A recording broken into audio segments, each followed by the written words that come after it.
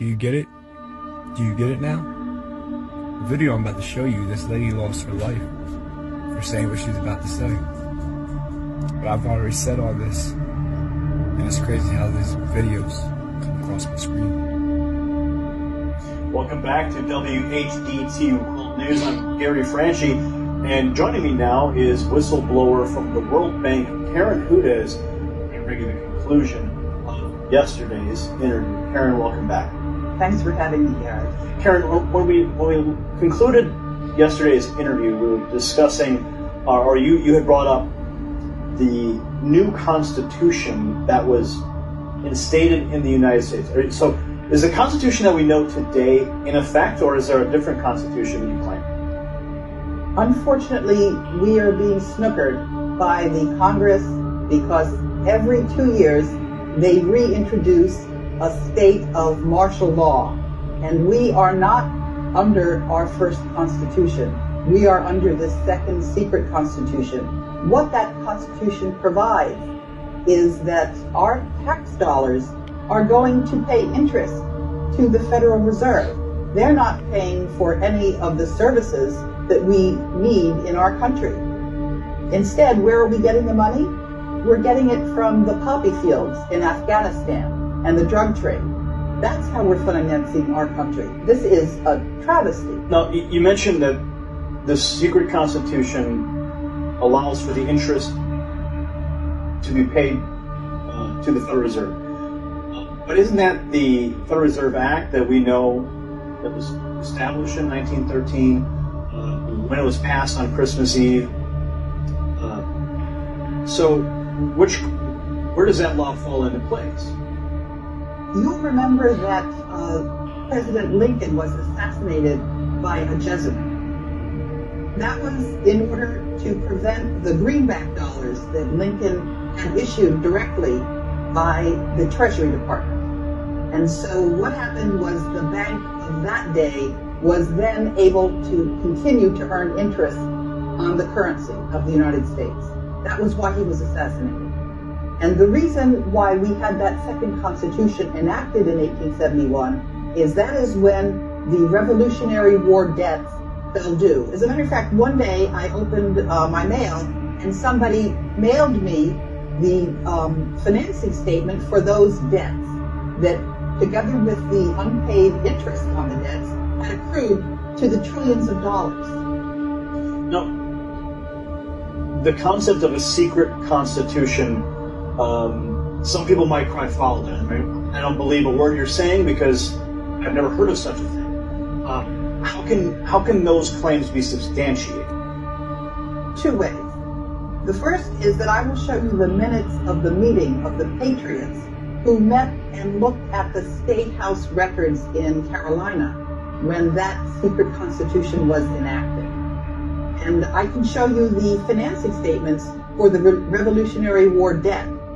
That was the reason we got that second secret Constitution. So is that second secret Constitution, who is it in favor of? Is it in favor of the people or the corporate United States? It's in favor of the banks. It's certainly not in favor of the people. What happens when you have a child is your child is given a Social Security number. They estimate how many taxes your child is going to pay over his or her lifetime. And they take that birth certificate and they issue it on the capital markets and they earn money on it.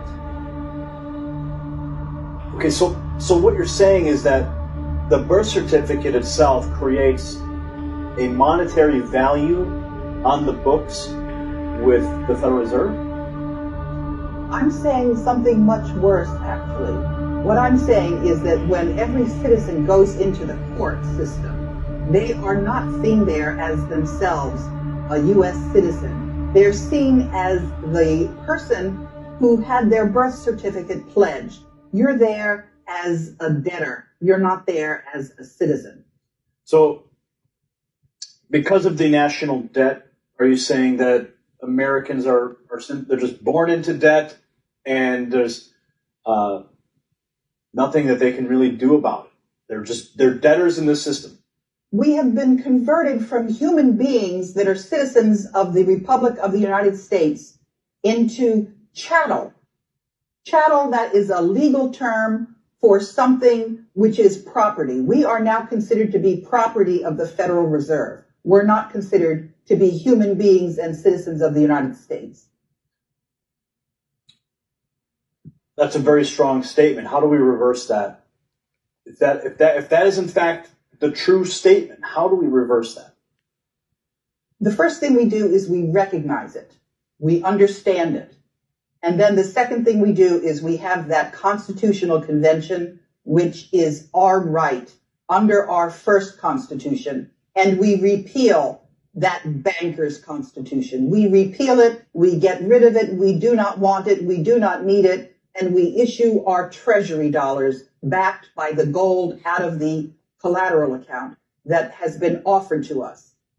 Some people are very concerned about an Article 5 convention wherein you may have powers, money powers, that could inject themselves into that convention process where the Constitution is rewritten. A lot of people are very concerned that some of the very basic rights that are instilled and enshrined in the Bill of Rights would then be evaporated. Maybe the freedom of the press would be changed to only specific sanctioned outlets can speak freely, or even the Second Amendment would have to be rewritten to only allow certain people to carry firearms to protect others. So there's a lot of people who do have valid concerns with an Article 5 convention. Do you share those concerns? I say that that is a very good proof to me of just how corrupted our media is. Because if we had a true media that was representing the interests of the citizens, they would know that that is not a concern whatsoever. Because what happens out of that convention is simply recommendations, which have to be voted up or down by 3/4 of the state legislatures. Do you think the money powers would have enough lobbying capacity to lobby for those 3/4 of the states? I mean, if you think back to when the 16th Amendment was passed, even though it was passed illegally and it wasn't properly ratified by 3/4 of the states, it still became an amendment, and we now are under an income tax system. So if you think about 3/4 of the states ratifying an Article 5 convention, do you believe that the money powers could have influence in that process? I would simply ask your viewers to take a good look at whether we have a second secret constitution, how we got that constitution, and whether we in the United States have the wherewithal to throw off those shackles. And if we don't, we deserve them. So